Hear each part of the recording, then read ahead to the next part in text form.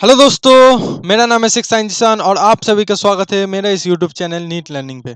तो आज हो गया लेक्चर नंबर 8 और आज हम लोग ट्रांसपोर्ट अक्रॉस सेल मेम्ब्रेन के बारे में डिस्कस करेंगे। तो आज का ओवरव्यू देख लेते हैं। आज ट्रांसपोर्ट अक्रॉस सेल मेम्ब्रेन होगा। उसके बाद दो तरह का ट्रांसपोर्ट होता है, एक होता है एक्टिव एंड पैसिव, इसके बारे में पढ़ेंगे। उसके बाद लास्ट में हम लोग सेल वॉल के बारे में पढ़ लेंगे। तो चलिए शुरू करते हैं। तो transport across cell membrane basically दो तरह का ट्रांसपोर्ट होता है, एक होता है पैसिव ट्रांसपोर्ट, एक होता है एक्टिव ट्रांसपोर्ट। ठीक है, ऐसे एक एग्जांपल से समझते हैं। आप आपका दोस्त है, ठीक है, और आपके पास एक बॉल है। तो आपका दोस्त क्रिकेट खेलने वाले हैं, ठीक है, और आप अभी छत पे हो, ठीक है, और आपका दोस्त नीचे से आपको बुला रहा है, भाई तेरे पास जो बॉल है वो मुझे दे दे। तो आप क्या करोगे, आप बॉल लेके थर्ड फ्लोर से ऐसे छोड़ दोगे, जो आप थर्ड फ्लोर में छत पे हो, तो ऐसे छोड़ दोगे तो आपको एनर्जी नहीं लगा, वो बॉल क्या हो गया, नीचे अपने आप चला है, आपने सिर्फ छोड़ दिया। और उसके बाद आपने दोस्त को क्या बोला, खेलने के बाद भाई तू, मैं यहाँ ही रहूंगा, तू वहां से मुझे बॉल पास कर देगा। मतलब उसे क्या करना पड़ेगा, एनर्जी के साथ मतलब उसे आपके पास पहुंचाना पड़ेगा, तो उसमें क्या होगा, एनर्जी लगेगा उसका। तो ऐसे दो तरह का ट्रांसपोर्ट होता है, एक होता है पैसिव ट्रांसपोर्ट, एक होता है एक्टिव ट्रांसपोर्ट। पैसिव ट्रांसपोर्ट में एनर्जी नहीं लगता है और एक्टिव ट्रांसपोर्ट में एनर्जी लगता है। ठीक है, तो passive transport no energy ATP is needed. ATP क्या होता है, एटीपी इज द करेंसी, ठीक है, एडिनोसिन ट्राइफॉस्फेट, ये एटीपी ही एनर्जी होता है। ठीक है, यहाँ पे पैसिव ट्रांसपोर्ट में एनर्जी नहीं लगता है और एक्टिव ट्रांसपोर्ट में आपका एनर्जी लगेगा। ठीक है, substance will move along the concentration gradient. इसका मतलब क्या है, आपने छोड़ा तो आपका बॉल क्या हुआ, कंसंट्रेशन ग्रेडियंट, मतलब आपका बॉल क्या हुआ, ग्रेविटी के साथ साथ आ गया। ठीक है, ग्रेविटी आपका बॉल को फोर्स किया नीचे आने के लिए। वैसे सब्सटेंस आपका higher concentration to lower concentration always move होता है। तो कंसंट्रेशन ग्रेडियंट का मतलब है higher concentration to lower concentration. तो सब्सटेंस क्या होगा, सब्सटेंस कंसंट्रेशन ग्रेडियंट के साथ मूव करेगा। और एक्टिव ट्रांसपोर्ट में वो जो आपका फ्रेंड ने बॉल को आपके पास पहुंचाने के लिए जो एनर्जी यूज किया और जैसे फेंका, तो क्या हुआ, वो ग्रेविटी के क्या होगा, ऑपोजिट जा रहा है। ठीक है, तो इसलिए उसको क्या हुआ, एनर्जी लग रहा है, तो अगेंस्ट द कंसंट्रेशन ग्रेडियंट हो गया। तो यहाँ पे lower concentration to higher concentration कोई भी चीज पहुंचाना पड़ेगा तो उसे हम लोग अगेंस्ट द कंसंट्रेशन ग्रेडियंट करेंगे। Substance move against the concentration gradient. ठीक है, तो इसे हम लोग डाउनहिल मूवमेंट करें। जैसे कि आपका पहाड़ हो गया, ऐसे एक पहाड़ हो गया, एक पहाड़ हो गया, ठीक है, आप यहाँ पे हो, यहाँ से आपने एक बॉल को नीचे छोड़ दिया, तो वो बॉल क्या होगा, अपने आप नीचे आ जाएगा, अपने आप नीचे आ जाएगा। ठीक है, उसमें एनर्जी नहीं लगेगा, नो एनर्जी। ठीक है, और आप हिल कैसे हो गया, ये डाउन हिल, देखो ना नीचे आ रहे हैं, हिल का नीचे आ रहा है, ये एक हिल है, इसके नीचे आ रहे हैं। ठीक है, तो ऐसे डाउन हिल मूवमेंट हो गया। और आप हिल, तो आप यहाँ हो और आप चाहते हो बॉल को यहां पहुंचाने के लिए, तो आप क्या करोगे, यहां से फेंकोगे बॉल को, यहाँ पे एनर्जी लगेगा, एनर्जी नीडेड। ठीक है, यहाँ पे एनर्जी लगेगा, बॉल उसके बाद यहाँ आएगा, तो इसे अपहिल मूवमेंट कह दिया हम लोगों ने। ठीक है, यहाँ तक बात है क्लियर। तो चलिए देखते हैं। तो देखो, पैसिव ट्रांसपोर्ट भी दो तरह का होता है। पैसिव का मतलब क्या हुआ, पैसिव का मतलब इसमें एनर्जी नहीं लगता, और ये दो तरह का होता है। ठीक है, एक में आपका कोई भी चीजों का मतलब एक सिंपल डिफिशन हो गया, एक फैसिलिटेड। सिंपल में क्या होगा, कोई भी चीज नहीं लगा, अपने आप चले आएगा। ठीक है, जैसे ये एक नॉन पोलर सब्सटेंस है, ठीक है, नॉन पोलर सब्सटेंस है,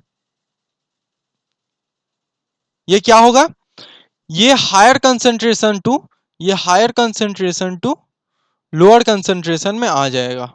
ठीक है, इसमें क्या हुआ, कुछ भी चीजों का हेल्प नहीं लगा, नो हेल्प नीडेड। ये मेम्ब्रेन है, ये जो दो है ये मेम्ब्रेन है, मेम्ब्रेन।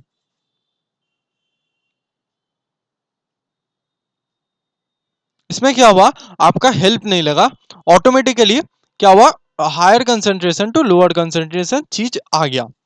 इसमें ध्यान रखना, नॉन पोलर मॉलिक्यूल ही सिंपल डिफ्यूजन शो कर सकते हैं, जैसे कि वाटर। अब आप पूछोगे वाटर कैसे नॉन पोलर हो गया? पहले में तो आपने बताया था वाटर तो पोलर होता है, बट वाटर के पास एक एबिलिटी है, जब उसको जरूरत होगा तो वो मेम्ब्रेन को क्या दिखाएगा, वो मेम्ब्रेन को दिखाएगा कि मैं नॉन पोलर मॉलिक्यूल हो, तो मेम्ब्रेन पहचान नहीं पाएगा, मेम्ब्रेन उसे अंदर ले लेगा। ठीक है, तो वाटर में पोलर भी कभी कभी काम करता है और नॉन पोलर भी कभी कभी काम करता है। और फैसिलिटेड डिफ्यूजन में क्या होता है, पोलर मॉलिक्यूल आ गया, ये क्या होगा, प्रोटीन, कैरियर प्रोटीन या फिर टनल प्रोटीन के हेल्प से आएगा। ये हायर कंसंट्रेशन है, ये लोअर कंसंट्रेशन है, ये क्या होगा, कैरियर प्रोटीन के हेल्प से आएगा, ये अकेला नहीं आ पाएगा क्योंकि ये पोलर है। अब क्यों हो रहा है ये चीज समझते हैं। देखो मेम्ब्रेन का स्ट्रक्चर कैसा है, बेसिकली मेम्ब्रेन का स्ट्रक्चर ऐसा है, दोनों जगह पे क्या है, लिपिड्स का बाइलेयर है। ठीक है, लिपिड्स का बाइलेयर है दोनों जगह पे। और अगर आप देखो हेड क्या है, हेड पोलर है, और ये जो पार्ट है अंदर वाला ये नॉन पोलर है, और ये भी पोलर है। तो अगर आप देखो यहाँ पे आपको पोलर एरिया बहुत ही कम दिखाई दे रहा है। पोलर एरिया देखो ना, इतना तक ही पोलर एरिया है, ये जो हेड है यहाँ तक ही पोलर एरिया है। और नॉन पोलर देखो दोनों का टेल तक है, मतलब बहुत ज्यादा एरिया है। तो अगर कोई पोलर मॉलिक्यूल आने का कोशिश करेगा, अगर कोई भी पोलर मॉलिक्यूल, ये मान लो एक पोलर मॉलिक्यूल है, ये अगर आने का कोशिश करेगा, ये यहां तक तो पार कर लेगा, बट यहाँ पे बहुत सारे बैरियर्स है, यहाँ पे क्या होगा, पार नहीं कर पाया, ये अटक जाएगा, आ नहीं पाएगा। ठीक है, क्योंकि ये पोलर है, ये वाला पार्ट तो आपका नॉन पोलर है। ठीक है, पोलर है इसलिए यहाँ पे अटक जाएगा, आ नहीं पाएगा। तो यहाँ पे कारण है कि नॉन पोलर पार्ट सबसे ज्यादा है, एक मेम्ब्रेन में नॉन पोलर पार्ट सबसे ज्यादा है, इसके कारण ये जो पोलर मॉलिक्यूल है वो अंदर आ नहीं पाएगा। ठीक है, इसको क्रॉस नहीं कर पाएगा। यहाँ पे अगर नॉन पोलर होता तो ये इजीली क्रॉस कर देता। तो इसके कारण हम लोगों को ये कैरियर प्रोटीन का जरूरत पड़ रहा है, इसके कारण ये कैरियर प्रोटीन के हेल्प से अंदर आ रहा है। ठीक है, उम्मीद करता हूं आपको यहां तक बातें क्लियर हो गई, इसलिए इसे फैसिलिटेड डिफ्यूजन कह रहे हैं। तो देखिए एक्टिव ट्रांसपोर्ट, तो एक्टिव ट्रांसपोर्ट में क्या होता है, अगेंस्ट द कंसंट्रेशन ग्रेडियंट काम होता है, ये काम अगेंस्ट द कंसंट्रेशन ग्रेडियंट होता है। तो ये लोअर कंसंट्रेशन है, ये हायर कंसंट्रेशन है, इसमें क्या होगा, चीजें लोअर टू हायर मूव करेंगे। तो यहाँ पे एटीपी लगेगा, एटीपी नीडेड। ठीक है, यहाँ पे आपका क्या होगा, यहाँ पे आपका एटीपी का जरूरत पड़ेगा, क्योंकि यहाँ पे आपका अगेंस्ट द कंसंट्रेशन ग्रेडियंट काम करे। और ये क्या है, ये एक टाइप का एग्जाम्पल आपका दे देता हूं, एक sodium potassium pump, sodium potassium pump, ये जो पंप वर्ड है ये एक्टिव ट्रांसपोर्ट के साथ रिलेटेड है। कहीं भी अगर आपको पंप शब्द आ गया दिखाई देगा तो आप समझ लेना यहाँ पे एक्टिव ट्रांसपोर्ट हो रहा है। ठीक है, यूज्ड फॉर एक्टिव ट्रांसपोर्ट। इसमें क्या होता है, चीजें lower concentration to higher concentration move करते हैं, इसके कारण एट भी यूज होता है। और यहाँ पे भी प्रोटीन का मदद लगता है। यहाँ पे एक एग्जांपल है सोडियम या फिर पोटेशियम पंप। ठीक है, देखो यहाँ पे वही लिखा है, passive transport because major part of a membrane is non polar. देखो नॉन पोलर है ज्यादातर पार्ट, इसलिए पैसिव ट्रांसपोर्ट बोल, ठीक है, पैसिव ट्रांसपोर्ट होता है, मतलब फैसिलिटेड पैसिव ट्रांसपोर्ट होता है। ठीक है, यहाँ पे, यहाँ पे देखो न्यूट्रल एंड नॉन पोलर, यहाँ पे दो नोट है, न्यूट्रल एंड नॉन पोलर, यहाँ पे फैसिलिटेड पैसिव ट्रांसपोर्ट होगा। ठीक है, तो फैसिलिटेड पैसिव ट्रांसपोर्ट में क्या कारण है कि वो ऊपर से अंदर आ रहा है किसी प्रोटीन के मदद से, कारण है कि ज्यादातर पार्ट नॉन पोलर होता है। ठीक है, तो नोट वन देख लो, neutral and non polar molecule can directly cross lipid layer. Neutral and non polar molecule directly क्यों क्रॉस कर सकते हैं, क्योंकि यहाँ पे ज्यादातर पार्ट आपका नॉन पोलर मिलता है। ठीक है, नॉन पोलर पार्ट होता है, इसलिए आपका न्यूट्रल या फिर non polar molecule lipid layer को क्रॉस कर सकते हैं। अगर वहीं पर एक पोलर मॉलिक्यूल आ गया या फिर चार्ज पार्टिकल आ गया, वो लिपिड बाइलेयर को क्रॉस नहीं कर सकता है, उसके लिए एक कैरियर प्रोटीन का जरूरत पड़ता है। ठीक है, उम्मीद करता हूं आपको यहां तक बातें क्लियर हो गया। अब देखते हैं सेल वॉल के बारे में। तो सेल वॉल क्या है? सेल वॉल रिजिड है और ये नॉन लिविंग है। ठीक है, ये क्या क्या काम कर रहे हैं? ये शेप दे रहा है सेल को। ठीक है, protect cell from mechanical damage and infection, mechanical damage से और इन्फेक्शन से प्रोटेक्ट कर रहे हैं। और cell wall helps in cell to cell interaction. ये क्यों सेल टू सेल इंटरेक्शन करता है? क्योंकि outer most layer, outer most delimiting layer. ठीक है, तो इसलिए ये आउटर मोस्ट है, इसलिए ये सेल टू सेल इंटरेक्शन कर रहा है, ये प्रोटेक्शन कर रहा है, ये शेप दे रहा है, और ये क्या कर रहा है? मैक्रो मॉलिक्यूल का स्टॉप कर रहा है। अगर आप मुझे पूछोगे कि मैंने पहले लेक्चर में बोला था कि सेल वॉल कोई काम नहीं करता, बट अगर आप देखो ये कितना है, ये छोड़, ये इतना छेद है। ठीक है, इस छेद से अगर मैं इसको ऐसे पास करना चाहूँ तो ये पास होगा, अगर मैं ऐसे पास करना चाहूँ तो पास होगा। ऐसे ही सेल वॉल के अंदर छोटा छोटा छेद होता है, तो उसमें क्या हो सकता है? उसमें छोटा छोटा मॉलिक्यूल पास होता है, अगर बड़ा मॉलिक्यूल आ जाए तो वो पास नहीं हो सकता क्योंकि उसका छेद ही छोटा है। ठीक है, ठीक है। अब देखो, अब कुछ एग्जांपल्स है। आर्के बैक्टीरिया में ये जो सेल वॉल होता है, ये स्यूडोम्यूरिन से मिलकर बनता है। यू बैक्टीरिया में पेप्टिडोग्लाइकेन या फिर म्यूरिन से बनता है। फंगी में सीटीन से बनता है। एल्गी में cellulose, galactans, mannans, minerals like calcium carbonates. ठीक है, और प्लांट्स में cellulose, hemicellulose, pectins and some other proteins. Plants का जो है वो हायर है, ये हायर ऑर्गेनिज्म है, इसलिए इसके अंदर हायर बहुत ज्यादा चीजें मिल रही है। ठीक है, और बहुत हाई लेवल वाला चीज मिल रहा है, और एनिमल्स में तो एब्सेंट होता है। ठीक है, अब देखो, अब ये एक सेल है, ये योंग सेल है, ये एक योंग सेल है। इसमें क्या है? ये जो सेल वॉल है, ये प्राइमरी सेल वॉल है। ये सेल जब ग्रो कर रहा है, तब ये जो प्राइमरी सेल वॉल है, ये क्या हो रहा है? ये देखो थोड़ा थोड़ा हो गया, मतलब ये डिमिनिश हो रहा है।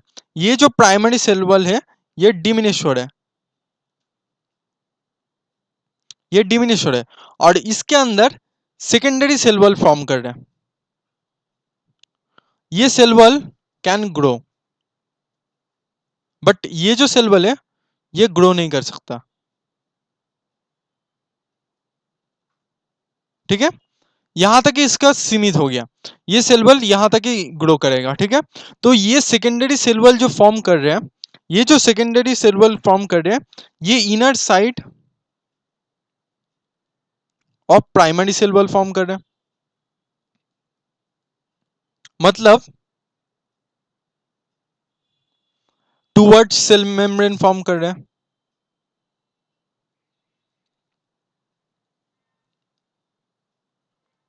ये सेल मेम्ब्रेन है, सीएम से लिख दे रहा हूं। ठीक है, तो ये सेल मेम्ब्रेन है, ये सेल वॉल है। पहले जब सेल यंग रहता है, तब एक सेल वॉल रहता है जिसका नाम है प्राइमरी सेल वॉल। जब वो ग्रो करता है, तब जाके प्राइमरी सेल वॉल डिमिनिश होता है और सेकेंडरी सेल वॉल फॉर्म होता है। ठीक है, प्राइमरी सेल वॉल ग्रो कर सकते हैं, और जब वो मैच्योर हो जाता है, तब सेकेंडरी सेल वॉल फॉर्म कर होता है, जो ग्रो नहीं कर सकता है ज्यादा। और inside of primary cell wall ये सेकेंडरी सेल वॉल फॉर्म कर रहा है। ठीक है, towards cell membrane, towards cell membrane ये फॉर्म कर रहा है, ये सेल मेम्ब्रेन है, और इसके इसके ओर फॉर्म कर रहे हैं। ठीक है, यहां तक बातें क्लियर? उम्मीद करता हूं आपको यहां तक बातें क्लियर होगी। अब देखो, अब दो टर्म आपको एनसीईआरटी में दिया है, एक है मिडिल लैमेला और एक है प्लाज्मोडेस्माटा। अब देखो, ये जो स्ट्रक्चर आपको नजर आ रहा है, ये जो चीज आपको नजर आ रहा है, ये बेसिकली मिडिल लैमेला है, और ये जो पाइप जैसा स्ट्रक्चर आपको दिखाई दे रहा है, ये बेसिकली प्लाज्मोडेस्माटा है। ये सेल 1 है और ये सेल 2 है। अब देखो क्या हो रहा है, ये जो मिडिल लैमेला है, इसे आपको क्या कहते हैं? इट कनेक्ट्स और glues to neighbour cell.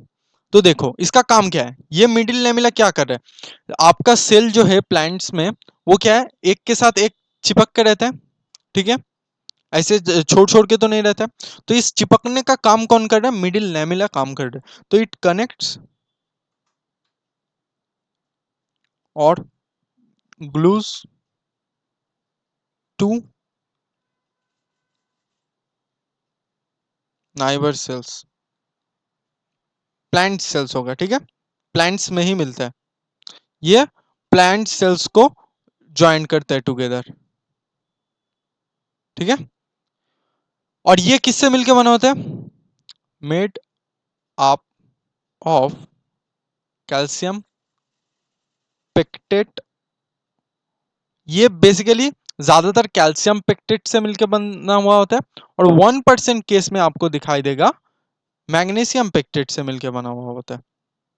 1% case में आपको मैग्नीशियम पेक्टेट दिखाई देगा, ठीक है। ये बेसिकली कैल्शियम पेक्टेट से मिलकर बना हुआ होता है, और इसका काम है ये दोनों सेल को चिपकने का काम कर रहे हैं। और ये जो प्लाज्मोडेस्माटा है, इसका क्या है, ये साइटोप्लाज्मिक स्टैंड है जो कि दो सेल के साइटोप्लाज्म को कनेक्टेड है। देखो ना, ये एक सेल है, ये एक सेल है, इन दोनों के साइटोप्लाज्म को कनेक्टेड है। तो अगर आप देखो, ये अपना इंफॉर्मेशन इस सेल में पास कर सकते हैं, ये सेल अपना इंफॉर्मेशन इस सेल में पास कर सकता है, और ये सेल अपना इंफॉर्मेशन इस सेल में पास कर सकता है। तो ये किसके थ्रू कर रहा है, ये प्लाज्मोडेस्माटा के थ्रू कर रहा है। ये एक साइटोप्लाज्मिक प्रोजेक्शन है, साइटोप्लाज्मिक स्टैंड है, साइटोप्लाज्मिक स्टैंड है,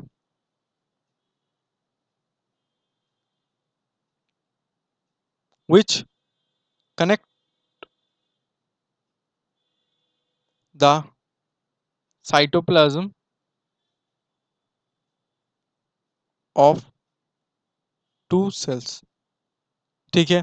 एक काम ये कर रहे हैं, और ये एनसीईआरटी में क्या लिखा है, it traverse the cell wall and middle lamella. देखो ये क्या कर रहे हैं, ये जो सेल वॉल है, अगर आप देखो यहाँ पे सेल वॉल मैंने नहीं बनाया, इस जगह पे मैंने मिडिल लेमिला नहीं बनाया, क्यों, क्योंकि ये चीर फाड़ के निकल के आ रहा है। मतलब ये क्या कर रहे हैं, ये सेल वॉल और मिडिल लेमिला को फाड़ के निकल के आ रहा है, ये सेल मेम्ब्रेन को एक्सटेंड करके दोनों में जुड़ा रहा है, और ये जो सेल वॉल है और ये जो मिडिल लैमेला है, इसको फाड़ के निकल के आ रहा है। It traverse the cell membrane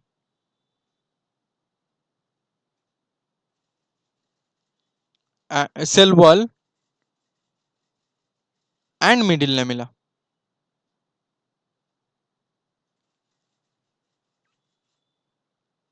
ठीक है। ये सेल वॉल और मिडिल लैमेला को ट्रावर्स कर रहा है, ठीक है। उम्मीद करता हूं यहां तक आपको बातें क्लियर। तो एक बार जल्दी से समरी दे देता हूं।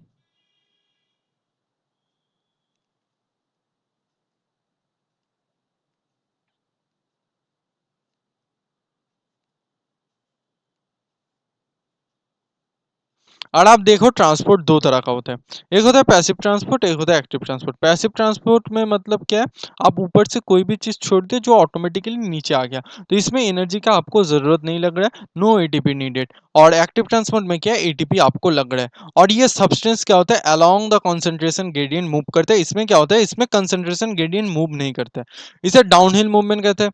क्योंकि ऊपर से अगर आप कोई भी चीज छोड़ दोगे तो इजीली नीचे आ जाएगा, आपको एनर्जी का जरूरत नहीं लगेगा, इसलिए डाउन हिल। और आप हिल मतलब आपको एनर्जी का जरूरत लग रहा है ऊपर में पहुंचाने के लिए, ठीक है। उसके बाद हम लोगों ने पढ़ा पैसिव ट्रांसपोर्ट के बारे में। पैसिव ट्रांसपोर्ट दो तरह का होता है, सिंपल डिफ्यूजन और एक होता है फैसिलिटेड डिफ्यूजन। सिंपल डिफ्यूजन में क्या होता है, यहाँ पे पैसिव का मतलब है हायर टू लोअर जाएगा without the use of any ATP. यहाँ पे क्या हो रहा है, नॉन पोलर मॉलिक्यूल क्या कर रहा है, यहाँ पे ऊपर से अंदर तक जा रहा है विथ नो हेल्प नीडेड। यहाँ पे हेल्प आपको नहीं लग रहा है, यहाँ पे आपको हेल्प नहीं लग रहा है, ठीक है। मेम्ब्रेन को इजीली पार कर रहा है बिना हेल्प के थ्रू। और फैसिलिटेड डिफ्यूजन में क्या हो रहा है, कैरियर प्रोटीन का आपको हेल्प लग रहा है कोई भी पोलर मॉलिक्यूल को अंदर ले जाने में, ठीक है। और ये जो क्यों हो रहा है, कारण है, कारण एक ही है कि सेल, अगर आप सेल मेम्ब्रेन का स्ट्रक्चर देखो तो आपको दो बाइलेयर मिलेगा लिपिड्स का।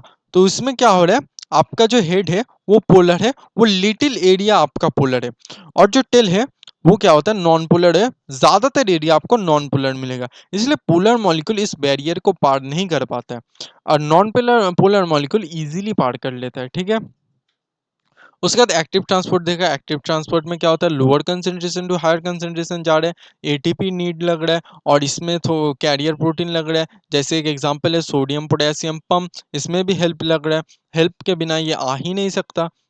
ठीक है, और यूज फॉर एक्टिव, ये जो पंप सब थे ये एक्टिव ट्रांसपोर्ट के लिए यूज होता है। पैसिव ट्रांसपोर्ट देखो, यहाँ पे पैसिव ट्रांसपोर्ट में neutral and non polar molecule can directly cross lipid bilayer. तो neutral and non polar molecule क्यों बाइलेयर को क्रॉस करते हैं, कारण यही है कि इसमें आपका थोड़ा सा एरिया जो मतलब ज्यादातर एरिया नॉन पोलर है, थोड़ा सा एरिया पोलर है। Polar molecule can not cross the lipid bilayer, polar या फिर चार्ज मॉलिक्यूल ये क्रॉस नहीं कर सकते, इसके लिए कैरियर प्रोटीन का जरूरत पड़ता है। उसके बाद हम लोगों ने सेल वॉल के बारे में पढ़ा। जैसे सेल वॉल रिजिड होता है, नॉन लिविंग होता है, इसका काम क्या हो रहा है, एक शेप दे रहे हैं, एक प्रोटेक्शन कर रहे हैं। दूसरा प्रोटेक्शन किस किस से, मैकेनिकल डैमेज और इन्फेक्शन से प्रोटेक्शन कर रहा है। और ये सेल वॉल क्या हेल्प्स कर रहा है, सेल टू सेल इंटरेक्शन कर रहा है, क्योंकि ये आउटर मोस्ट लेयर है। और ये क्या कर रहा है, ये मैक्रो मॉलिक्यूल का एंट्री को स्टॉप कर रहा है, बिग मॉलिक्यूल का एंट्री को स्टॉप करके कर रहा है। आर्के बैक्टीरिया में जो सेल वॉल मिलकर बनता है वो सीडोम्यूरिन का, यू बैक्टीरिया में पेप्टिडोग्लाइकेन या फिर म्यूरिन का, फंगी में सीटीन और एल्गी में cellulose, गैलेक्टेंस, मेनन्स, mineral like calcium carbonate, plants में सेल्यूलोज, हेमिसेल्यूलोज, पेक्टिन, सम प्रोटीन्स। ठीक है, और ये हायर ऑर्गेनिज्म से, ठीक है, एनिमल में सेल वॉल एब्सेंट होता है। उसके बाद हम लोगों ने देखा, ये पहले जो यंग सेल होता है उसमें एक प्राइमरी सेल वॉल रहता है जो कि ग्रो करता है, उसके बाद ग्रो होने के बाद ये डिमिनिश हो जाता है और इसके बदले में एक सेकेंडरी सेल वॉल आ जाता है जो कि inner side of primary cell wall form करता है, टुवर्ड्स द सेल मेम्ब्रेन ये फॉर्म करता है। ठीक है, उसके बाद हम लोगों ने देखा कि दोनों सेल को चिपकाने के लिए कुछ एक लेयर आपका मदद कर रहा है जो कि मिडिल लैमेला। ये क्या कर रहा है, दोनों सेल को ग्लू कर रहा है या फिर कनेक्ट कर रहा है दोनों नाइबर सेल को। और ये बेसिकली कैल्शियम पेक्टेट से मिलकर बना हुआ होता है। ज़्यादातर आपको कैल्शियम पेक्टेट से मिलकर बना हुआ मिलेगा और 1% केस है जहाँ पे आपको मैग्नीशियम पेक्टेट से मिलकर बना हुआ मिलेगा। और प्लाज्मोडेस्माटा क्या करता है, प्लाज्मोडेस्माटा दोनों सेल का साइटोप्लाज्म को कनेक्ट करता है। ये साइटोप्लाज्मिक स्ट्रैंड है जो कि cytoplasm of the two cells connect कर रहा है। और ये क्या कर रहा है, traverse the cell wall and middle lamella. ठीक है, ये सेल वॉल और मिडिल लैमेला को ट्रावर्स कर रहा है। ठीक है, अब थोड़ा एनसीईआरटी का रीडिंग कर लेते हैं। One of the most important function of the plasma membrane is the transport of the molecule across it. तो प्लाज्मा मेम्ब्रेन का सबसे मोस्ट फंक्शन क्या है, ये मॉलिक्यूल का ट्रांसपोर्ट करने में मदद करे। प्लाज्मा मेम्ब्रेन हम लोगों ने प्रीवियस लेक्चर में पढ़ लिया था। ठीक है, the membrane is selectively permeable to some molecules present on either side of it. ये सिलेक्टिवली परमिएबल होता है, ये भी पिछले क्लास में डिस्कस कर लिया था। Many molecules can move briefly across the membrane without any requirement of energy। अब यहाँ से इस क्लास का स्टार्टर है। यहाँ पे अगर आप देखो, ज़्यादातर मॉलिक्यूल जो है वो without the requirement of energy are पार हो सकते हैं, इसे हम लोग पैसिव ट्रांसपोर्ट कहते हैं। ठीक है, न्यूट्रल सॉल्यूट्स में मूव अक्रॉस द मेम्ब्रेन। ये न्यूट्रल होता है जो मेम्ब्रेन के अक्रॉस मूव कर लेता है by the process of simple diffusion के प्रोसेस से अलोंग द कंसंट्रेशन ग्रेडियंट के अलोंग। तो कंसंट्रेशन ग्रेडियंट का मतलब है from higher concentration to lower concentration. Water में also move across the membrane from higher to lower. Water क्या होता है, वाटर पोलर भी कभी कभी दिखाता है और नॉन पोलर भी कभी कभी दिखाता है। तो नॉन पोलर दिखाता है इसलिए ये हायर टू लोअर वाटर भी मूव कर सकते हैं। Movement of water diffusion is called osmosis. अब जब वाटर का डिफ्यूजन हो रहा है, ये चीज आप लिख लो, ये पॉइंट आप लिख लो कि वाटर का जब डिफ्यूजन हो रहा है तब हम लोग उसे ऑस्मोसिस कहते हैं। वाटर को हम लोगों ने इज्जत दिया है, वाटर का मूवमेंट को ऑस्मोसिस कह रहे हैं, बाकी किसी के मूवमेंट के लिए अलग से कोई नाम नहीं दिया है हम लोगों ने। As the polar movement can not pass through the non polar lipid bilayer. ठीक है, polar as the polar molecules, ये जो पोलर मॉलिक्यूल्स है वो लिपिड बाइलर को इजीली पास नहीं कर सकते, उसके लिए उसे कैरियर प्रोटीन का जरूरत पड़ता है। ठीक है, they require a carrier protein of the membrane to facilitate their transport across the membrane. तो उन लोगों को कैरियर प्रोटीन का ज़रूरत पड़ता है और इसे फैसिलिटेट डिफिशन कहते हैं। ठीक है, तो वो क्या कर रहा है, किसी चीज़ का फैसिलिटी यूज़ कर रहा है, तो इसलिए फैसिलिटेट कह दिया। तो वो एक से और एक मतलब हायर टू लोअर जाने के लिए कैरियर प्रोटीन का मदद लग रहा है। अ फ्यू आयंस और molecules are transported across the membrane against their concentration gradients from lower to higher concentration। Few ions और फ्यू मॉलिक्यूल्स है जो कि against the concentration gradient transport करता है। ठीक है, such a transport is energy depending process, इसमें energy लगता है।